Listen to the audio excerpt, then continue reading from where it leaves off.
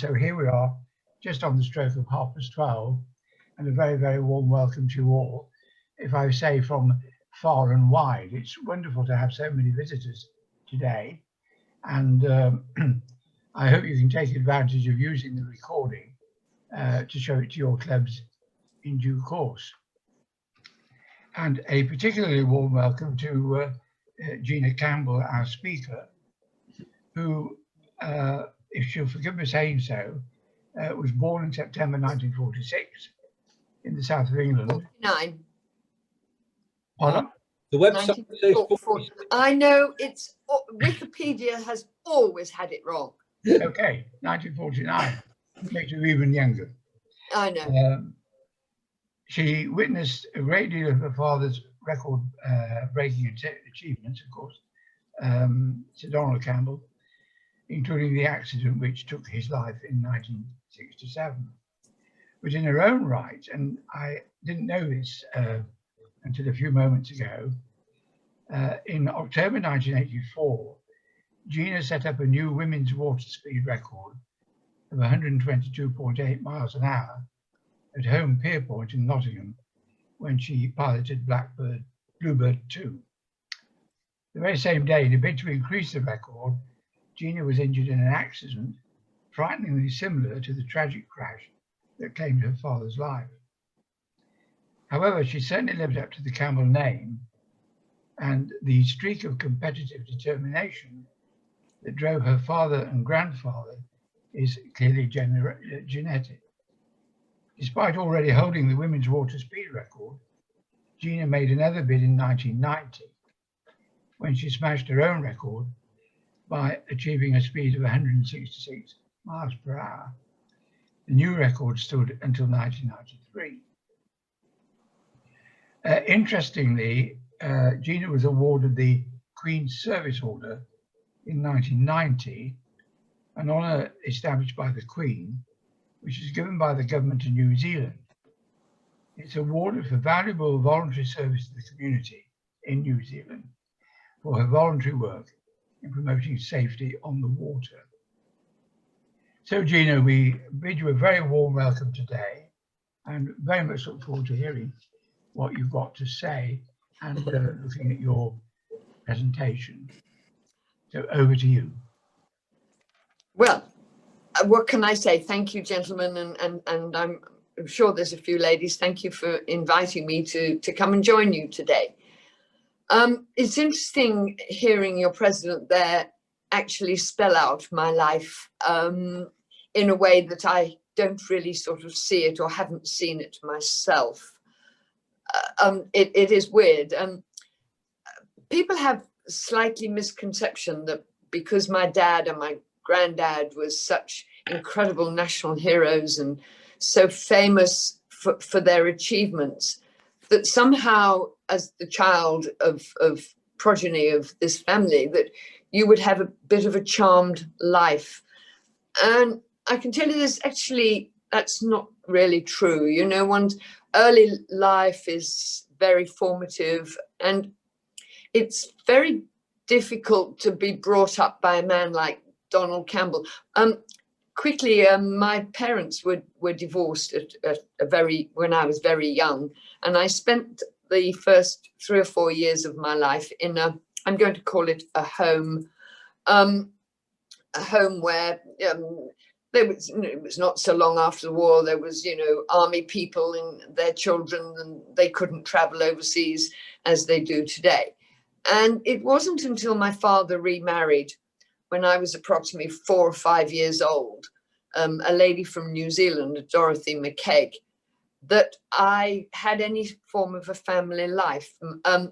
My maternal mother had custody of me as a young child, but my father had to take her to court and have that overturned so that he took custody of me. And so for about 4 or 5 years, I had this idyllic, well, it seemed to me idyllic family life with a lady that gave me more love than any mother probably really would, your maternal mother would. So when she and my father parted in, I think it was in 1957, it was an awful blow to me that all of a sudden this stability of family life was no longer there. But in that period, of course, there were, it wasn't all doom and gloom, don't take me wrong, but my father was so preoccupied in those years of building Bluebird K7 to get her fit for attacking the world water speed record, that he was very preoccupied. So I spent a lot of time at boarding schools, and look, I had a great life. This is not, the violin, poor little me, but you look back and you think, and you see what your friends had, and you think, I wish I'd had that. I wish I'd had brothers and sisters. Extraordinary fact, actually, talking about brothers and sisters. My father was married 3 times, and my maternal mother was married 3 times. And I am the only child. I'm the progeny of 5 marriages. You think about that. Some people get married and have 5 kids. There's 5 marriages and 1 child. And in a way, it's a real shame that my father didn't obviously produce a son and heir to carry on the legacy of the Campbell family. Because when I, as you just found out, I'm into my 70s now, and I have no children, there isn't going to be a Campbell to follow us through in the history of it. But look, at the youthful age I had, the excitement of how many people, for instance, had a Beryl jet engine strapped to their garage floor, which was right outside your bedroom window. And for a party piece, your father would fire this thing up, and it was like, you can just imagine the noise. And of course, it was great kudos with my friends, because the local police had to come around and make sure there was no accidents involved.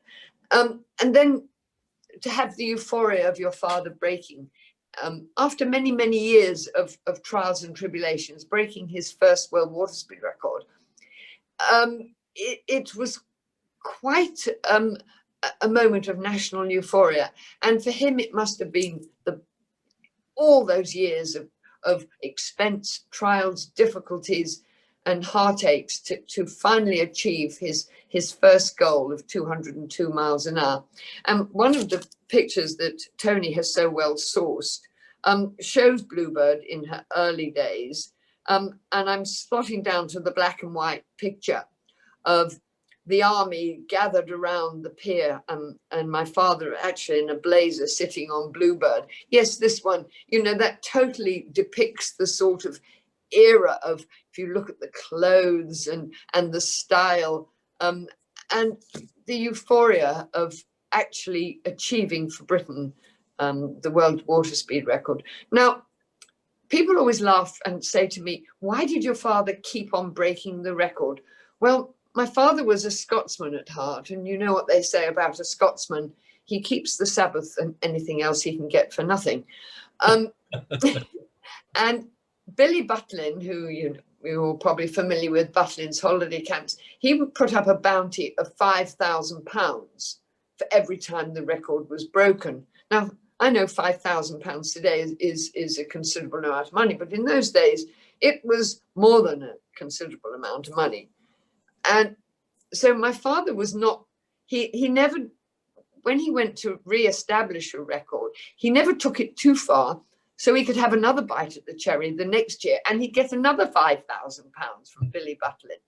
So there was a ploy in his attitude. And, people say, well, if the boat was capable of doing those amazing speeds that she eventually amounted to, albeit with modifications and bigger engines, why didn't he do it all at once in a great blaze? Well, that would be silly. He'd only get $5,000 once, wouldn't he, rather than 7 times.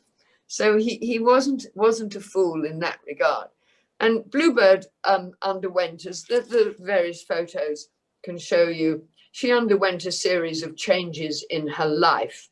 Notably was the 2 outriggers, we call them the sponsors, the picture they're depicting with the affinity sign in the K7, they were moved to varying different places to increase her stability and reduce her drag on the water. And also her tail fin. She started off life without any tail fin, and that eventually that tail fin is a bit like people's noses and ears. It grew as she got faster and faster to add stability, and finally actually finished with I believe it was the tail fin of a gnat fighter. I'm sure Tony will be able to confirm if that is so. I think it was, Yes. Oh look, and look at that for a picture. There's my dad with Mr. Woppet, and look who I can't see myself, but can you see? I've brought Mr. Woppet out of the safe this morning to come and say hello to you. Briefly, he was my father's mascot. And as we, God, I'm jumping the story around a bit, but as we know, my dad died, and he was not recovered from the lake for over 30 years. But this little fella, he jumped ship and he floated to the surface immediately. And he's been with me ever since. So, and round his neck, he wears, I don't know if you can see that. I don't know where the camera is. It's my father's St. Christopher, and it's inscribed on the back, to Donald from Daddy, November 1940. And we all know they were very grim days in 1940. That St. Christopher was underwater for the entire time my father's body was underwater. And then when he came up in 2001 from 1967, that St. Christopher was still round his neck. So I've had it with me ever since, except for a period when I lost it in my garden for 3 years. But that thereby hangs another story. The pictures you're showing, the one of my father with a helmet on, he's actually sitting in the Bluebird car CN7, and that was at Goodwood at the public launch of the car, where he drove it around the track and gave a press launch to the press and the public. And the other one, he is obviously in his dicky bow, which is probably inappropriately dressed for sitting in Bluebird, but it's obviously a shot done for the cameras. And Mr. Woppet, actually, if you look at him there in your photograph, he's got lots of fluff on him. Now, of course, he hasn't got any fluff. I know we all seem to grow fluff on our ears as we get older, but Mr. Woppet's done the opposite. He's actually gone a bit bald around his ears. He's had a lot of love and attention. you need to take him to the repair shop. I need to take him. Well, isn't he nice in his originality? I mean, he was born circa he's probably about the same age as me, actually. Maybe a tiny bit older. He was a character in a children's comic called The Dandy, which was the junior comic to The Eagle. And that was the Tales of Mr. Woppet. And when the Tales of Mr. Woppet came to an end, this little bear was made for the artist to do his sketches from. The chairman of IPC magazines didn't know what to do with him and decided that it would make an excellent mascot for my father, who was very much into heresy and in the esoteric. He believed in, so there's more things in heaven and earth than we'll ever know. And he had all sorts of little good luck charms, but you must never wish him good luck, because that was bad luck in itself. So there's a parody for you. Shall I move on? Yes, please. Sorry. Yes, I told you, Tony. I natter. There's Bluebird with the bigger fin, by the way. I believe that is, if it's not the day of my father's accident, it is probably very close to it, because there's Bluebird in her 1966-67 dresses, if you know what I mean. And I can see that that's obviously on Coniston, and I suspect that was probably on January the 4th, 1967. I mean, isn't she just a magnificent machine? Look how beautifully she's balanced. And she used to ride, she was a three-pointer hydroplane in configuration that she rode on 3 points, and that was her stern, a tiny piece on her stern, and the 2 points of her sponsons. And unfortunately, that was her undoing. My father knew that if she was to lift more than 4 to 5 degrees the nose off the water, that she would flip over backwards. And as I'm sure quite a lot of you will have seen the very dramatic footage of Bluebird climbing into the air and then doing almost a graceful backward flip before she crashed into the depths of Coniston in the early hours of 4th of January 1967. And there she lay until I'm going to stab at the mid-90s, when I got a phone call from, I can't imitate a Geordie accent, but from a Geordie diver saying, "Hello, my name's Bill Smith. It's my life's ambition to go and find your father's boat in Coniston. And when I do, would you like a piece?" I said, "I beg your pardon." He said, "What do you mean?" I said, "Like a piece, does that mean you're going to find it and start cutting pieces off it?" Oh, he backtracked so fast and said, "Oh, I'm so sorry. No, I didn't mean it like that," and this and that. And he put the telephone down. And it wasn't, I can't tell you whether it was 2 years or 3 years, that he rang again. And all I got was, "Hello, Gina, I found it. I've never been so scared in all my life. I was diving yesterday and I turned around and I bumped into the tail fin and there was the Union flag and this and that." And what do you say? Congratulations, well done. You're a bit mind blown because you didn't ask this guy to go and relocate my dad's boat. The people in the Lake District and Coniston particularly, they knew where it was. They couldn't define it within a square meter, but they knew approximately where it was. But to them, it was a sacrosanct. It was almost a war grave, if you like, because none of my father or his personal effects were recovered after the accident.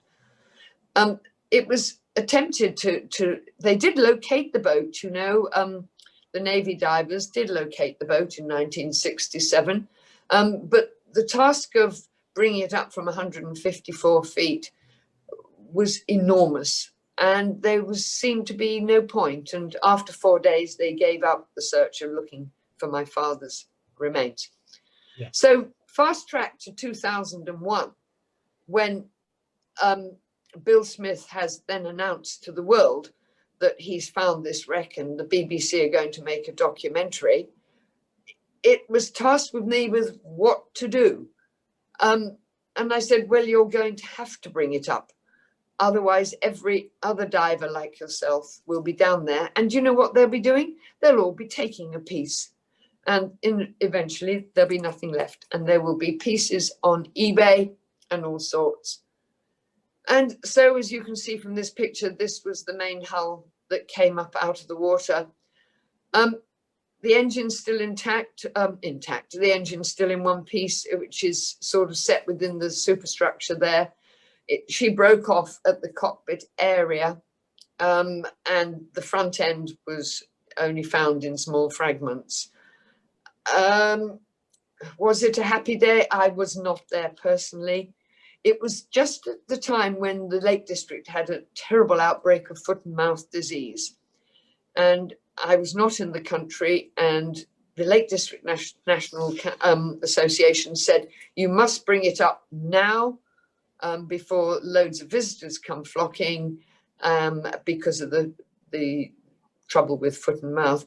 You see, that's the picture you're looking at. It, quite incredible how the back spar is still there. The spars are the metal pieces that held the sponsons in place. And look, she actually looks quite clean, quite incredible when you think that that has been under the water for over 30 years to come up in comparatively good condition.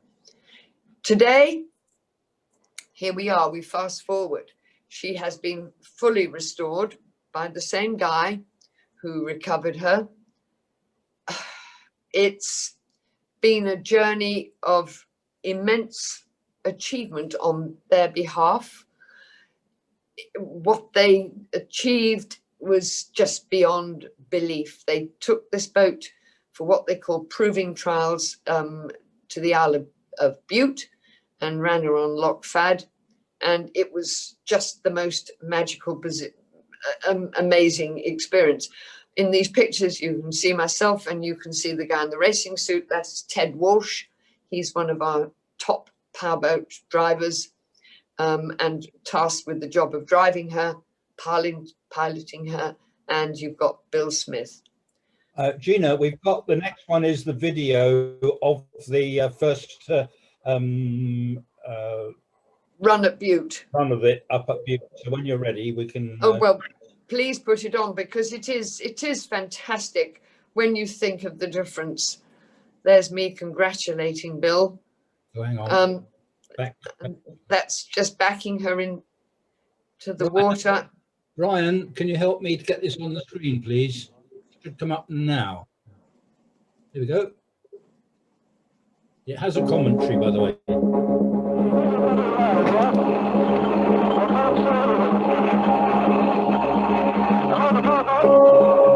I was just 7 years old when it happened, but I can still vividly remember hearing the news that Donald Campbell had been killed on Coniston Water, attempting to lift his own water speed record above 300 miles an hour. It's a memory that's lingered with me ever since, and one of the reasons I've been following the restoration of his hydroplane. And today, here on Loch Fad, Bluebird will go back on the water for the first time since that accident in January 1967. It's a day that I and many others thought we'd never see. Before a Bluebird goes out on the water, a safety team of rescue divers has to check that all's well. And lakeside is Gina, the daughter of Donald Campbell. I think the biggest word is pride. Pride in the workmanship, pride in my father's achievements, and pride in what we're all going to see here today. She looks out of this world already. None of this could have happened without Bill Smith's team of volunteers, engineers and enthusiasts. Bill, many people will be wondering why we're at Loch Fad on the Isle of Bute and not at Coniston, where Campbell, of course, set 4 world records. When the time came to do the crew training exercise, the Isle of Bute, the community and the Mount Stewart Trust were able to facilitate this event in 7 months. Bluebird's historic return has already hit a snag. A small amount of water's been getting through a tiny hole in the planing chute. Gina's right there with some chewing gum. That's one done. That's one right there. But that's not the end of it. A steel pin on the trailer is catching on the slipway matting. With the offending part removed, Bluebird is moved out onto the loch. And yes, she floats. And thankfully, she's also watertight. Oh, Dad, I wish you were here to see this for yourself. Only someone like you, bloody-minded, difficult, argumentative, could make this happen. I love him. That's optimistic. No one alive today has ever piloted Bluebird until now. Stuart Campbell and Ted Walsh will take it in turns to be in the hot seat. I dare say you feel quite a sense of responsibility. That's it. It's a responsibility to that team that have put 17 years effort into getting her look as good as she is now. So yeah, a lot of pressure on us to look after her. Have you come up with a technique yet for piloting Bluebird? She's going to drive so differently to almost anything else, and nobody's driven her that's around today. Who's going to go first? There's a man to do that. So you're going to go first? Yeah, I'll go first. It's about learning how it works as opposed to learning how it drives. Not many jet-powered 1950s hydroplanes to have a go with, is it? After a series of checks, it's time to put the engine to the test. Happily, the engine works well, which is a big boost of confidence for Bill and his team. Listen to that. The next time she goes out on the water, they'll really see what she can do. After years of work on the restoration, today is Judgment Day. The project to fully restore Bluebird has been jaw-droppingly ambitious and as implausible as Campbell's own achievements. It goes to the very heart of Britishness, a downright refusal to be beat. And now she's ready and raring to go. Oh dear, once she's out on the water, Bluebird's jet engine fails to ignite. And it looks like there won't be any more runs today. But as the clock ticks on by, the team refuses to give in. Well, the problem's been diagnosed. It was a blown fuse, so the igniter failed to ignite. That's now been replaced, and at almost 8:30 on the third day, and with the light going, are ready to have another go. With the change of fuse, Bluebird attempts to go again, and this time she fires up and is ready to go. Bluebird is back as a triumph of British engineering then and now, and a breathtaking tribute to Donald Campbell, a truly fearless pioneer and a very British hero of a more heroic age. Seen her yesterday and today. She's too young to go and sit in a crusty old museum. At 64 years of age, she's still turning heads, isn't she? They say the same about me.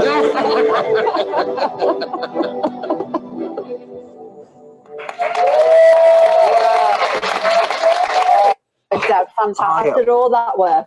Shall we see it again? Let's see it again. Let's have a little look, if we can, at that moment where it took off again to fire up those 1950s jet engines. Look at that. I can't imagine what Bill must have been thinking right there and then to have done all of this in his workshop up north. And I went there and saw it all for myself, and that kind of passion that he had just to make this happen and to put Bluebird back onto the water, and look at that in all of its glory. Such a moment from British history, and well done to Bill and all of it.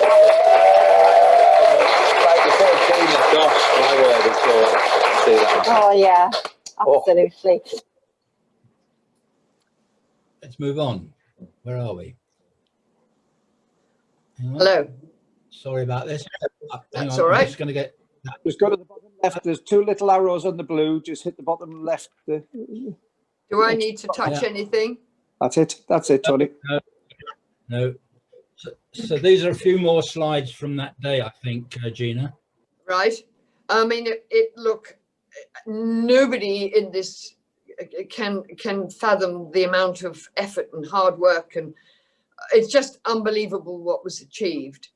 It, like sadly a lot of happy stories, there can sometimes be some sad endings, and at this very moment in time, Bluebird should be in the Ruskin Museum in Coniston. Back in 2006, when she first came up out of the lake, and what were we going to do with her, I gifted her under a formal deed of gift to the Ruskin Museum. There's the place. And they built an extension with public funds costing well over £800,000, the most magnificent building there you see for Bluebird to be housed in. And without me being able to go into too many finer points, because this could all end up in a very ugly situation, Bluebird should be sitting in there now. But there's a huge difficulty with the team in Newcastle. And at this moment in time, they're not willing to put her into the museum without a myriad of problems and conditions of their own to be met, which really technically, she belongs to the museum. That's where she should be. But unfortunately, she's not. And it's going to be a while, I think, before this situation is rectified. And she will be in the museum. But if anybody, I mean, I'm sure some of you have been in the locality and had a look at what they have got. And it is amazing what they've managed to put together for the public to see. And the floor print, albeit that Bluebird will take up an awful lot more space than that footprint that's sitting there. But the old engine, the old Orpheus engine that came out of her, is there for people to see. And look, I'm keeping my fingers crossed that we can come to some sort of, I'm going to say amicable, but some sort of situation where she can be returned to the museum for everybody to see, because at this moment in time, she's in a lockup in the northeast, and only people, the chosen few, get to see her. And that, I'm sorry, isn't right. But the experience at Lockfad was something I never in my wildest dreams thought it could be possible. What they achieved in their first few hours of launching the boat had taken sometimes my father days, if not weeks, to achieve. As you know, the difficulties and frailties of our English climate always played against my father.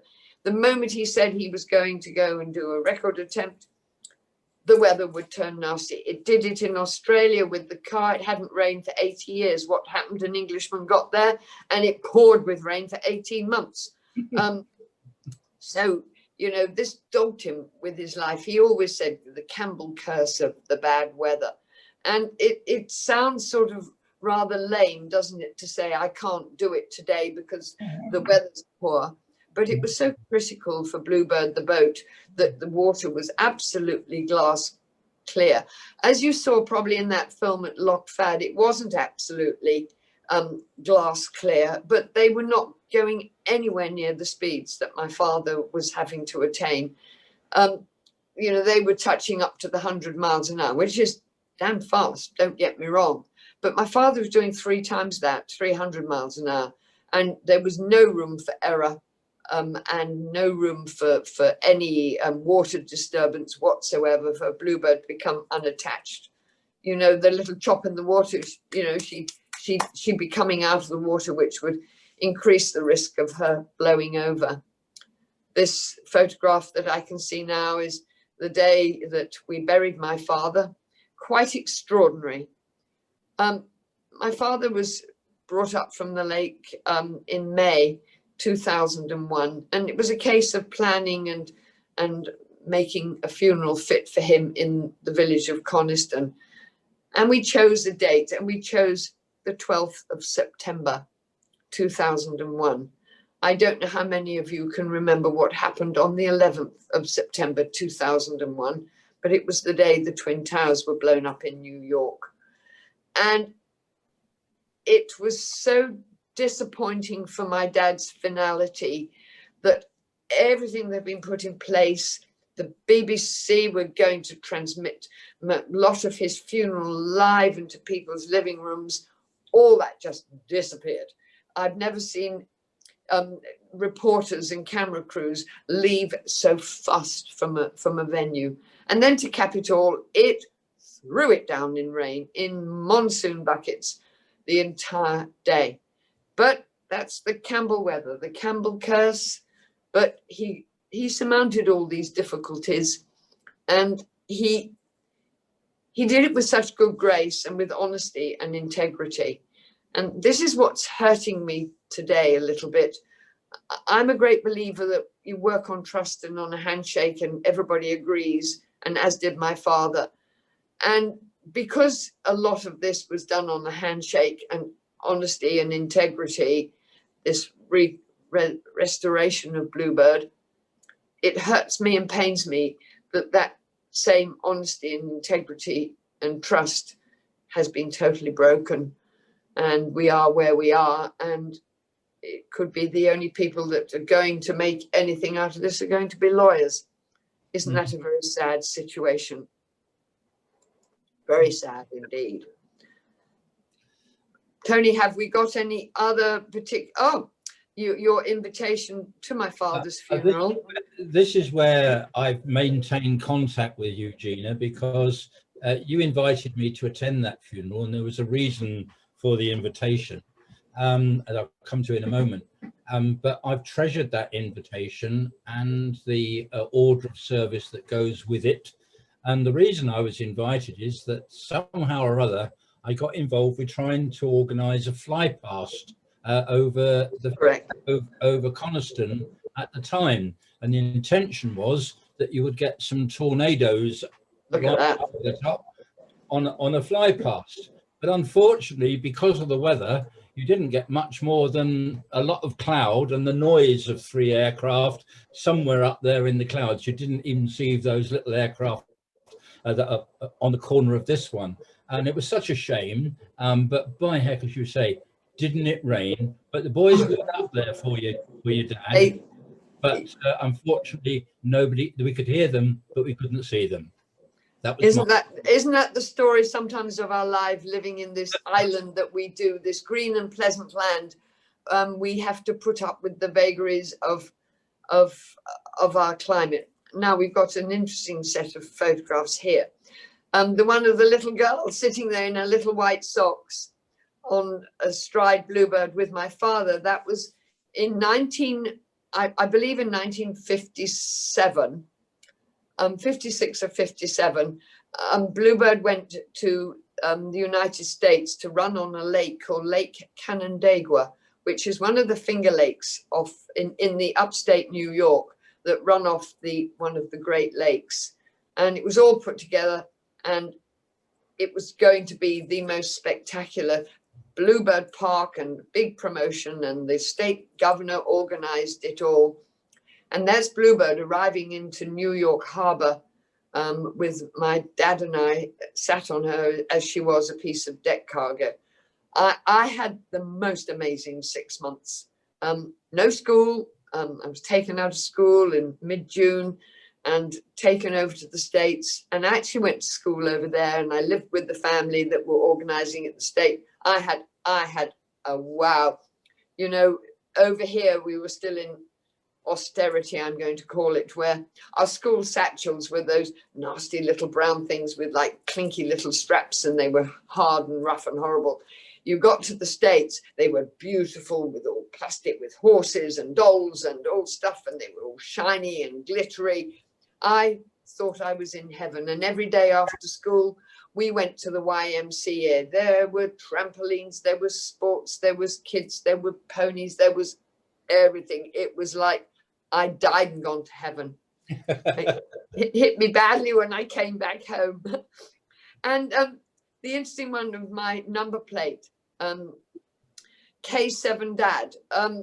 There is not anybody, I don't suppose, in this country that number plate could really associate with. And it came to me quite by chance. A girlfriend of mine who works in PR, she never said a word, but she spotted it in an advert in the Sunday Times, and she contacted the company that had it for sale, called Reg Transfers, and said, look, you know, there's only one person in the world, cut a long story short, they gave it to me. Wow. And I obviously was asked then if I would do a little piece for their magazine, which I duly did, and hence that's me sitting there pointing at the thing. It's one of the shots from their magazine, and I still drive with that number plate today. It's only people that would know if that, does that make sense? I also have another number plate, K7DMC, which is my father's initials, Donald Malcolm Campbell. And my partner Brian has that on his motorbike, and a motorbike that we travel around together on. In fact, he's out on it today because that's his recreation. He looked online, you know, if you look up what you can do for recreation, apparently motorbiking is considered part of your recreation. So it's an amazing legacy. In fact, funny, you know, he was traveling on the motorbike and somebody was flashing him on the motorway last week, and he looked at the bike to see what it was, and then they drew on their window K7. So they obviously had twigged that there was an association with Bluebird. And so it's really good that these things, there are people out there that do know what it means. K7, incidentally, it was just Bluebird's registered number. The K with the UIM, Union International Motor Nautique, is for Class Unlimited. Therefore, Bluebird fell into that. And she was number 7. Number 6 was John Cobb's Crusader. Malcolm Campbell had number K for 3 and K4. Number 5, I would have to look through the history annals to tell you. So there is an association with that number. And the car, Bluebird, had CN7. Now, C stood for Campbell, N stood for Norris. Norris brothers were the people that designed both the Bluebird car and the Bluebird boat. So she became Campbell Norris 7. Tony, you had a picture up earlier of a black and white of in the drive of an E-type Jag and a vehicle parked. It was early on in your list of photos. Yeah.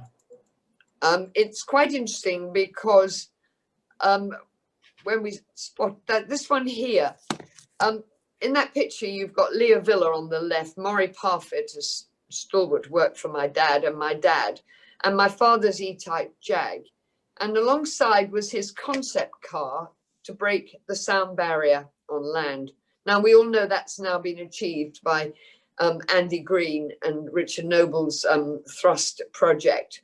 But my father was already thinking about that. And this is back in 1967. So he was not hanging back on his laurels, if you like, on having the water speed record and the land speed record. He was looking much further towards the future.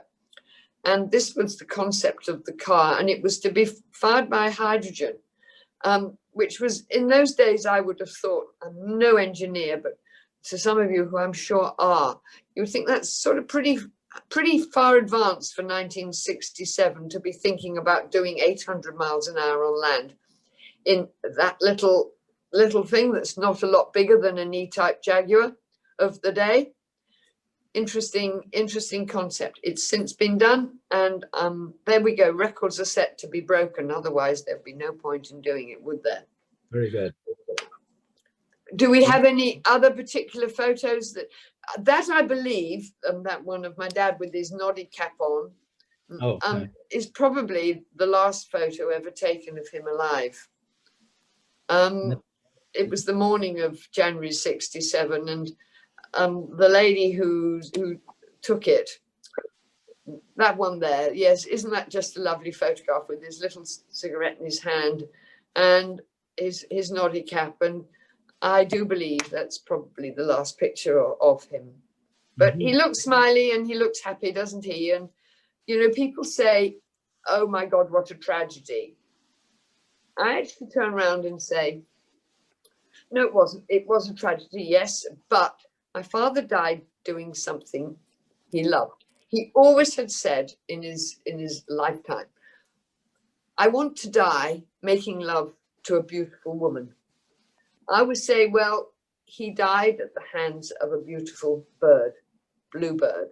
And you see, I remember my dad as that young, handsome, 43, 44-year-old man, full of life, full of vibrancy, and enjoying life to the full, not some sad, elderly person that's going through the twilight of their years. And we all know how sad and unpleasant it is to watch elderly people fade away into history. And I would say if my dad had died at 90, or well, he'll be 100 next, it would have been 100 next year, but had he died, say, at 92, there'd have been a little single column inch in the Daily Telegraph saying, former world water speed record holder Donald Campbell passed away peacefully in his sleep last night. Nobody would have really remembered him. In the strangest way, his accident and his death immortalized him to us all for the rest of history. None of us will ever forget that grainy shot of bluebird climbing up into the sky and doing that almost 360-degree backward flip.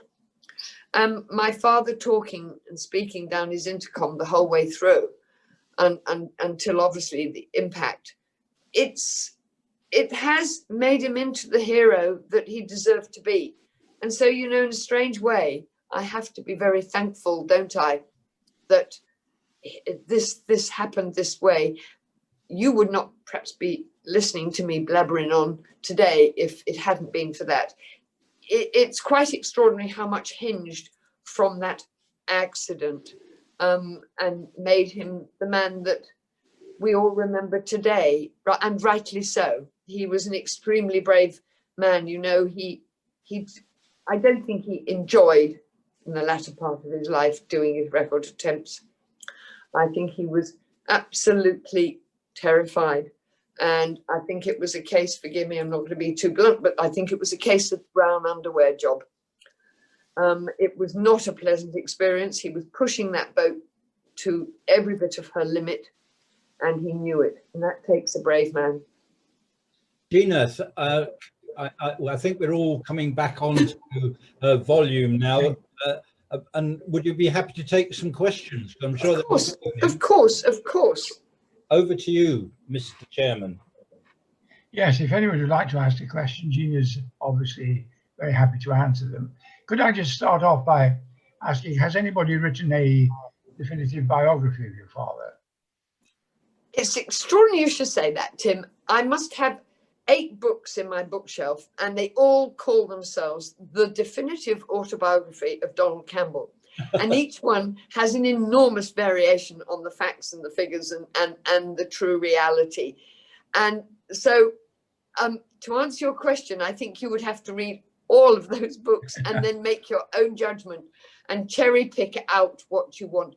Isn't it almost impossible to write the definitive, because you're putting yourself into an overprivileged position of actually trying to say what you think that person felt and why they did X, Y, and Z.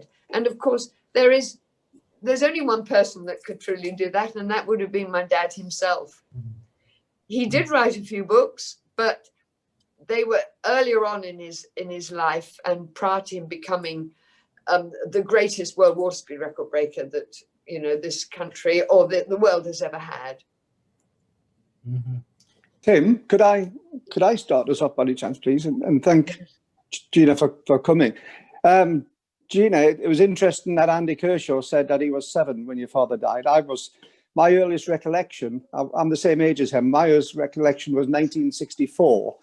Was a fascination in my family because your father got the wheel-driven 400-mile-an-hour land speed record. That's correct. At that time. That's one of my first recollections. But my father and grandfather were very friends with the Stewarts up at Dumbartonshire. So I was surrounded by Jackie and Jimmy Stewart, his father. Yes. And I met Jim Clark at the same time. And of course, within no time at all, we've lost your father and we lost Jim Clark. And I was fascinated by all the speed. But what really kicked me off was when I reached my teens, you mentioned the name once, a chap called Leo Villa, and he did a book about more about your grandfather than your father. Yes, but that's that really, right. Really set me off, and it was the thing with the 2 sides, the land speed and the water speed. You've held the water speed record. What do you prefer? Which is your love of the two? You've held the record, but what would say is the most interest for you between the water and the land? It's extraordinary you should ask me that. If ever I thought I was going to lose my father, I thought it would be in a land speed record attempt. I never dreamt that Bluebird K7 could possibly damage my father because he pulled her out year after year, fired her up with a few kicks and bangs and biscuit tins and modifications. She'd lift up her skirts and she'd go and she delivered the goods. I never dreamt that he could have an accident in her. I saw the car as being more troublesome because he did have an accident in the first Bluebird CN7 in 1960, doing an incredible speed, 300 and something odd miles an hour. He put his accident down to some form of carbon monoxide poisoning from the gas he was on his mask, and that it was made him drunk, and that he sort of knew things were going awry, but he did nothing to rectify it. It took him several years to get over that, the ignominy of that accident. I think it hurt his pride, it dented his pride extremely, and he would have what today we would call panic attacks. In those days, you called them something else, and it was a case, pull yourself together, man, and get over it. But today we have a syndrome for it, and we have a cure for it, and we have counsellors for it. And but he didn't have any of that, and he suffered enormously. And I put it down to he couldn't face the fact of the failure.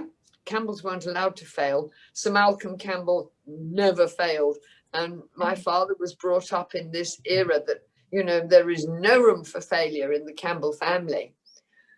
And very briefly, God, I've been rabbiting on. Sorry, you probably all want a beer and something else. If you think today, what sort of speeds Lewis Hamilton attaining on a beautiful circuit, all beautifully prepared, not a stone or piece of glass or piece of pebble, all computer controlled. He's lucky if he's touching much over 200 miles an hour. Sir Malcolm Campbell in 1935, on a beach, in a pair of +4s and goggles and a backward-facing cap and an open canopy car, on a beach, doing over 300 miles an hour. Let's just think, have we moved forward? we've obviously moved forward hugely in the safety aspect of technology, but have we moved forward that much in human endeavor? It's quite extraordinary. And I haven't really, I could talk for hours, as you probably gather. You know, you just think about that, over 300 miles an hour in 1935. It's a long time ago, you know. Absolutely. Thank you, Gina. Honoured to hear from you. Yeah. Now, would anybody else like to ask Gina a question or make a comment? She talks too much. No, very interesting indeed. Yeah. You know, what took you to New Zealand? Because of my stepmother, Dorothy, I lost, when she divorced my dad when I was, you know, probably what, 7 or 8, something like that. I never saw or heard from her again until 1984. And it was on purpose, apparently. She tells me afterwards, you know, what could she do to enhance my upbringing at that stage? And in 1984, she'd read an article where I talked about her. And so she made contact. Do you know, it's extraordinary. All that period of time from late mid-50s to 84, I hadn't heard her voice or seen her voice. Do you know, my telephone rang one day in 84 and the voice said, "Hello, is that Gina?" I said, "Yes, it is. This is," and I said, "You don't have to tell me who this is." I knew her voice immediately. Well done. And she was in London. She was an actress, stage actress, and she was here to do the theatre bit.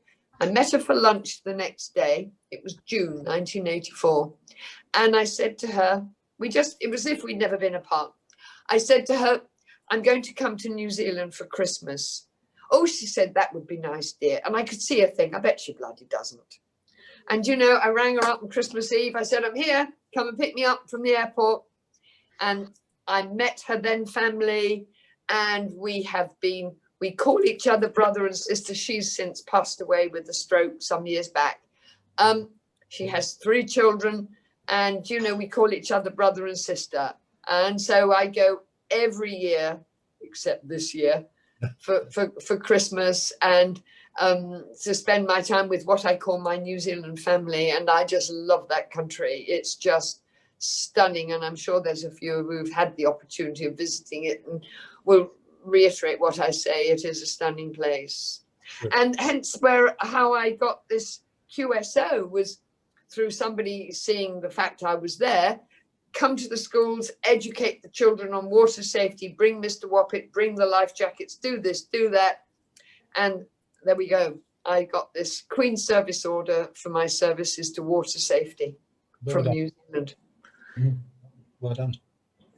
You bet you wish you hadn't asked me now. Yeah. Very good.